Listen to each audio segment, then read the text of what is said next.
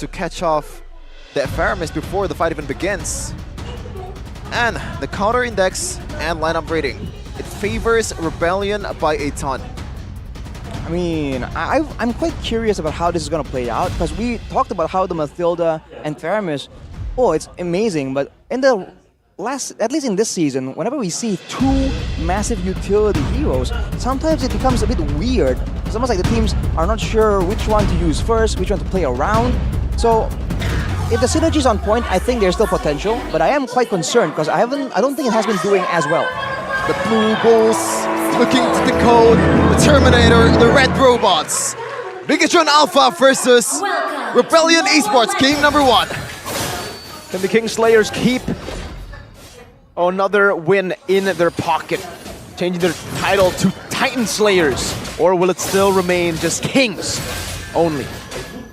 Well, it seems like early on for sure, Key being very annoying right here. So it's between Auditizi and Key right here. And I must say, if you're talking about execution, about big playmaking, the Ruby has a lot more explosiveness compared to Key on the Mathilda. That's a lot more telegraphed.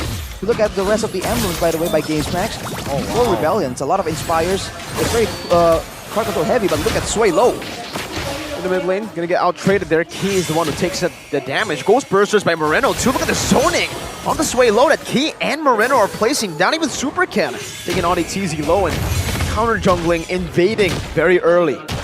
You can see the confidence that Eman has, also the trust to his teammates. The fact that he uses Barking Hunter instead of something like Tenacity or other things kind of says that he knows that he has enough peel and cover to play around in this game.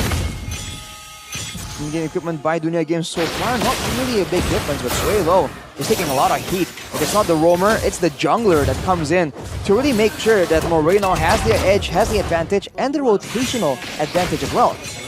As Vince is getting bullied right here, 15 seconds before the turtle spawns, you have to wonder what if Rebellion has a plan to try and go for a pickoff maybe, because in a full-on 5v5, with all the sustain we've already mentioned, maybe difficult for them to come out on top. So level 3 Vincent finally getting level 4 after this camp, so Bigatron has a little bit of advantage here before the turtle fight begins, already dragged into their favor.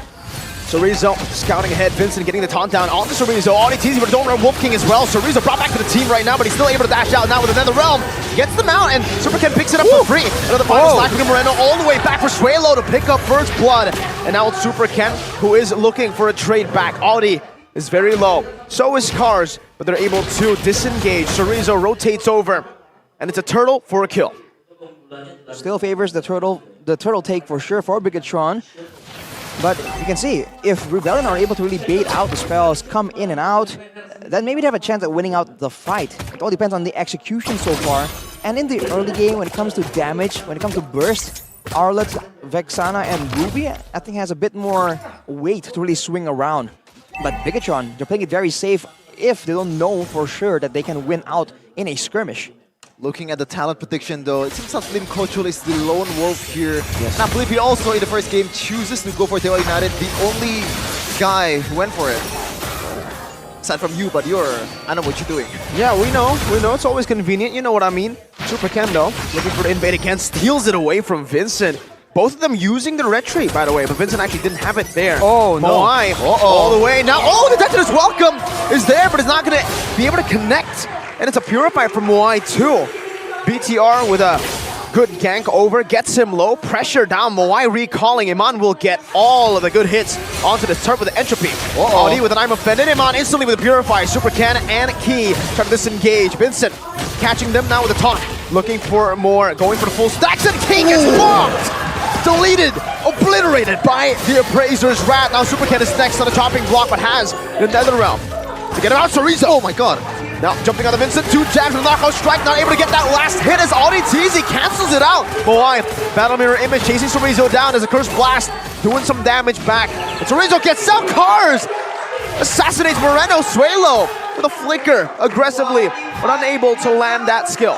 What just happened? It looks quite good for Bigatron Alpha. They have the top lane in hand. They want to go for it, but M1 just teleports away knowing that he has the aggro, I believe.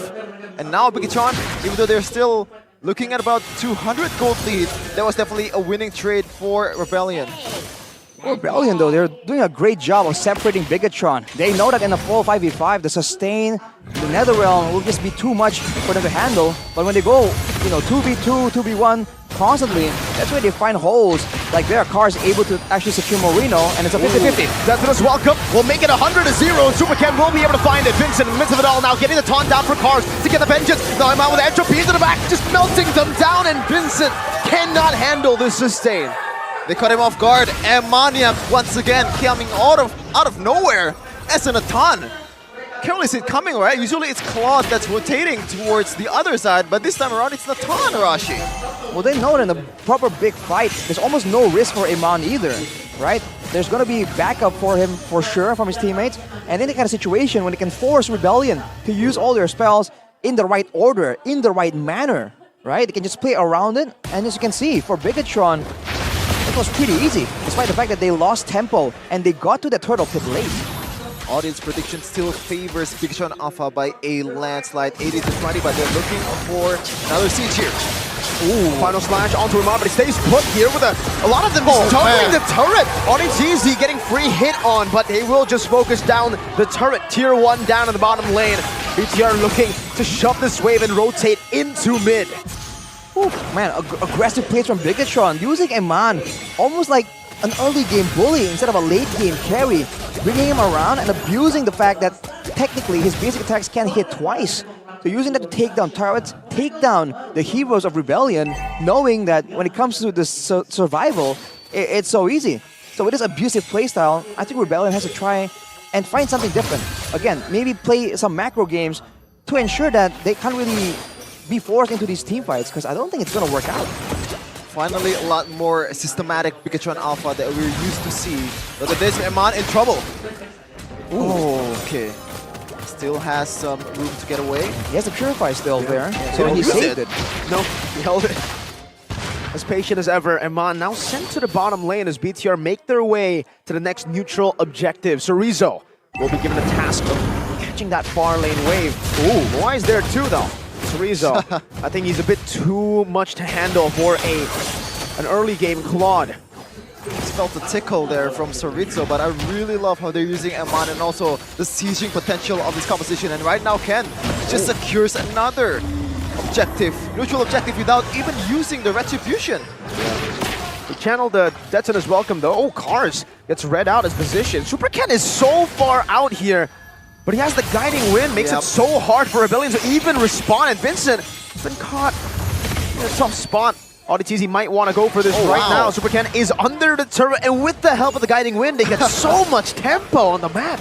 Now you know why Mathilda is always banned, almost 100% ban rate in MPL Indonesia Season 13. A lot of utility, and right now Eman is just eating off everyone's work.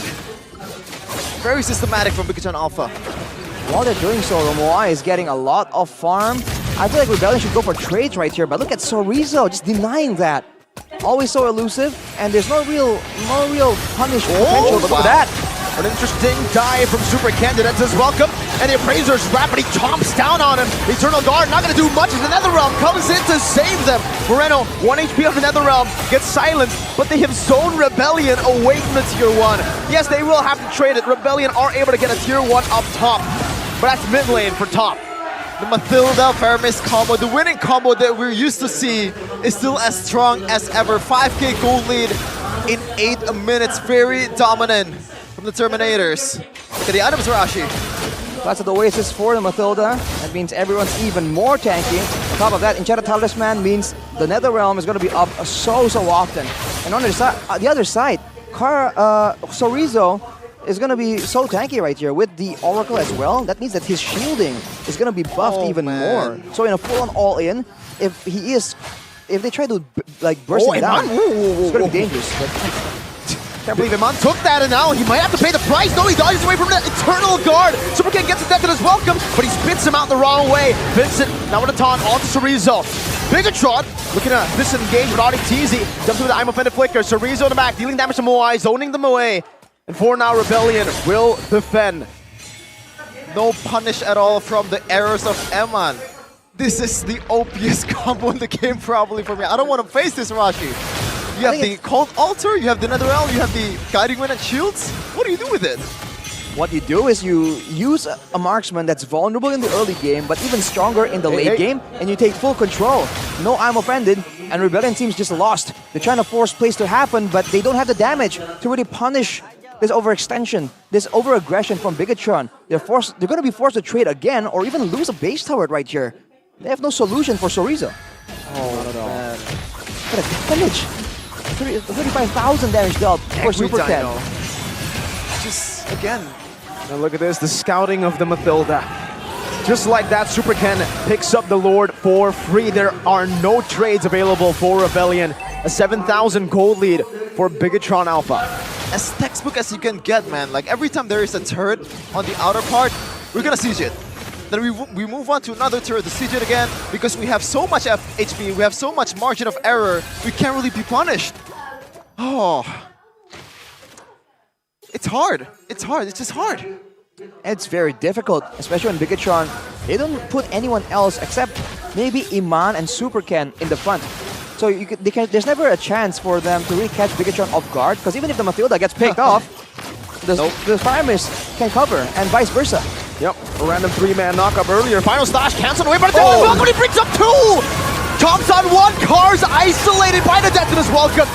Vincent very low, forced back, a good blazing duet, but Iman finds Moai in the middle of the team fight, jumps into the entropy, and almost takes Swaylo down, forces a flicker. The Shadow Stampede brings Audi to the team back. Chorizo jumping back and forth, the Flask of the Oasis is giving them so much HP, and they have taken 2 base turrets down with a single Lord. Audi now with I'm offended, and Swaylo gets obliterated in the back. Now it's Vincent, who's next, chomped up by Super Ken.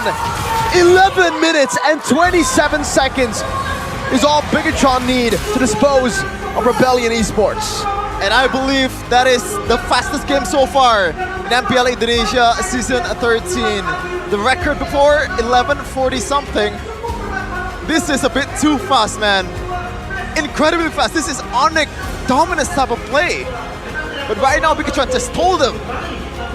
Well, I guess for now, it's Bigatron levels of domination. We've finally see a change in MPL ID, and it's